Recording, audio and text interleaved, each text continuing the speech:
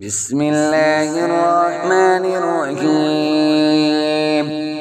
إذا السماء انشقت وأذنت لربها وحقت وإذا الأرض مدت وألقت ما فيها وتخلت وأذنت لربها وحقت يا أيها الإنسان إنك كادح إلى ربك كدحا فملاقيه فأما من أوتي كتابه بيمينه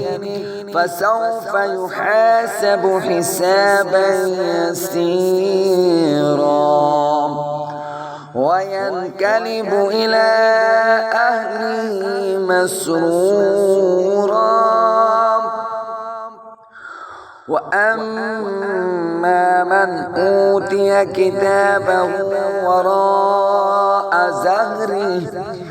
فسوف يدعو ثبورا ويصلى سعيرا إنه كان في أهله مسرورا إنه ظن أن لن يهور بلى إن ربه كان به بصيرا فلا أقسم بالشفق والليل وما وسق والقمر إذا اتسق لتركبن طبقا عن طبق فما لهم لا يؤمنون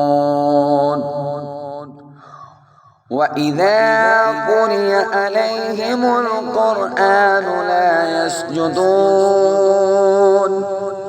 بل الذين كفروا يكذبون والله أعلم بما يوعون والله أعلم بما يوعون فبشرهم بعذاب أليم إلا الذين آمنوا وعملوا الصالحات لهم أجر غير ممنون.